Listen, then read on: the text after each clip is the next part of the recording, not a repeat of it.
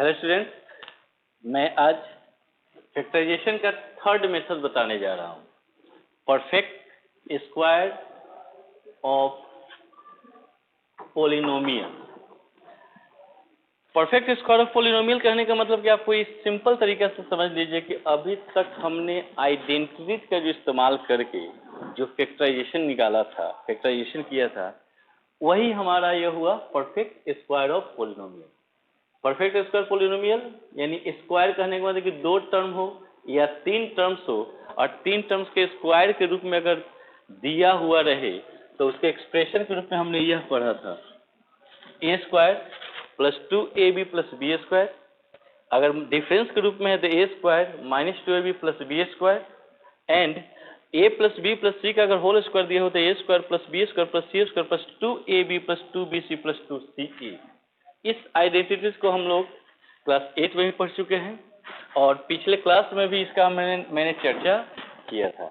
अब फैक्टराइजेशन जब भी आप निकालने चलेंगे तो आपको यह एक्सप्रेशन के रूप में जो दिखाई दे रहा है A square plus 2ab plus B square, ऐसे फॉर्म्स आपको दिखाई देंगे और इस फॉर्म के अनुसार से आपको क्वेश्चन दिया हुआ रहेगा और इससे आपको क्या करना होगा कि कैसे आप इसको a प्लस बी के होल स्क्वायर यानी यह हुआ आपका फैक्टराइजेशन का फॉर्म, इस फॉर्म में आप कैसे लाएंगे इसको ध्यान में रखना है। तो फर्स्ट आप सबसे पहले क्वेश्चन को जब भी बनाएंगे तो आप आइडेंटिटीज को खूब अच्छा से ध्यान में रखेंगे। पहला जैसे हम अगर जानते हैं कि a square plus 2ab plus B square है तो इस पर आपको सबसे पहले ध्यान देना है कि हमारा दो टर्म्स जो हो वह बिल्कुल ही स्क्वायर के रूप में दिखाई देना चाहिए और स्क्वायर के साथ साथ दोनों का साइन जो हो वह हमेशा पॉजिटिव हो। फर्स्ट कि आप दो टर्म्स उसमें खोजेंगे जो दोनों टर्म्स स्क्वायर्स हो एंड पॉजिटिव हो।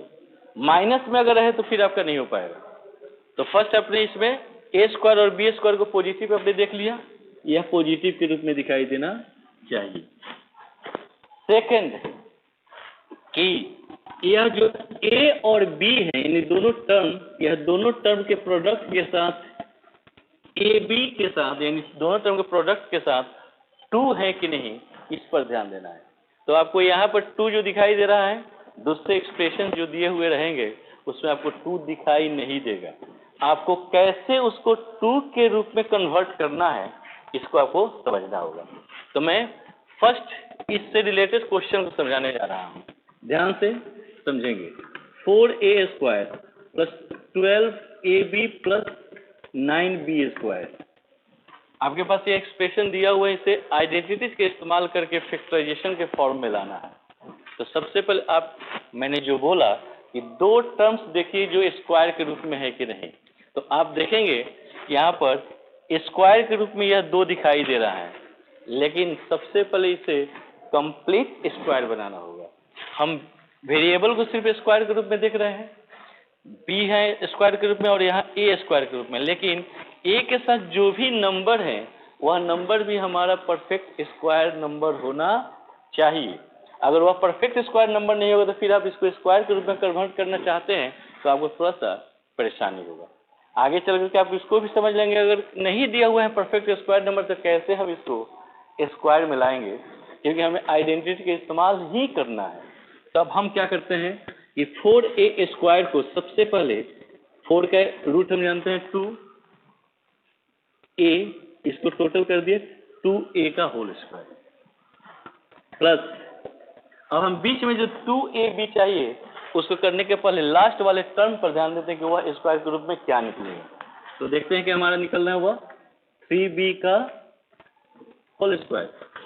हम पहले कह चुके हैं कि हमारे मिडिल टर्म में 2 इंटू ये फर्स्ट टर्म का प्रोडक्ट और ये सेकंड टर्म का प्रोडक्ट के रूप में आना चाहिए। तो देखिए 2a और 3b, अब यह तीनों जो हमारा फैक्टर्स जो यहाँ पे दिखाई दे रहे हैं इसको आपस में मल्टीप्लाई करेंगे तो 2 into 2 into 3 12, a into b a b, यानी हम अभी इस एक्सप्रेशन को आइडेंटिटीज के रूप में कन्वर्ट कर दिया।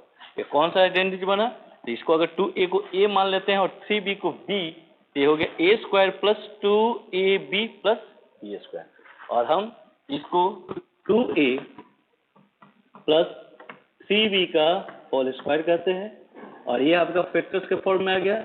आप इसको 2a plus 3b 2a plus 3b यानी स्क्वायर को हमने क्या कर दिया, एक दो प्रोडक्ट के रूप में निकाल दिया। ये आपका हो गया इस एक्सप्रेशन का आइडेंटिटीज के रूप में फैक्टराइजेशन फॉर्म।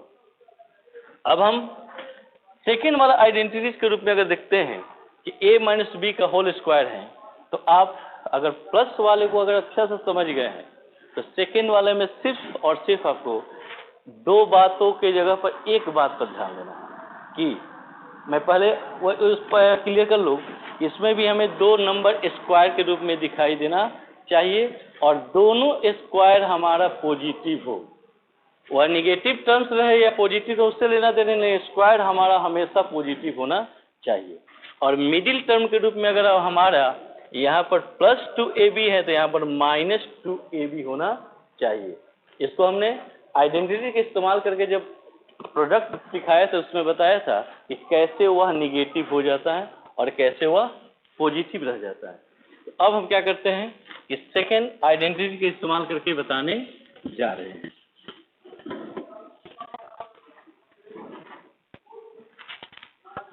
ए square 2ab plus B square, कोई भी फैक्टराइजेशन जो होगा इस फॉर्म में दिया हुआ रहेगा। एक्सप्रेशन सॉरी फैक्टराइजेशन ही एक्सप्रेशन, और उसे हमें फैक्टराइजेशन के फॉर्म में अब कन्वर्ट करना है। फर्स्ट देख लीजिए कि दोनों स्क्वायर के रूप में है, दो टर्म, दोनों का प्रोडक्ट के साथ 2 मल्टीप्लाई है और 2 का साइन यहाँ पर क्या है, निगेटिव।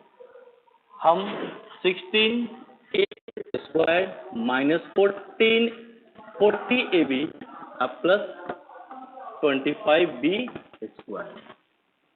इस तरह से हम अब इसमें से दो टर्म को स्क्वायर के रूप में देखना चाहते हैं।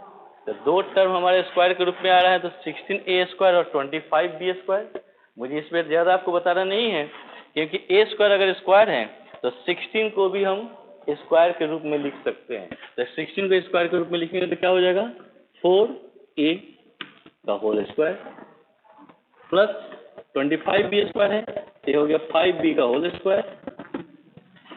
उसके बाद देखते हैं कि 14ab यानी हमारे यहाँ पर माइनस है, तो माइनस के रूप में 2 इंटू फर्स्ट टर्म 4a और सेकेंड टर्म 5b हो गया कि होता है, लेते हैं तो हमारे पास क्या कितना हो जा रहा है, तो 2 4 जा 8 5 जा 40 यानी 40ab। और इस तरह से हम मिडिल टर्म के रूप में देख रहे हैं कि 40ab निकल जा रहा है, यानी ये हमारा जो फार्मूला बना a माइनस बी का, यानी हम 4a माइनस बी का होल स्क्वायर लिखेंगे।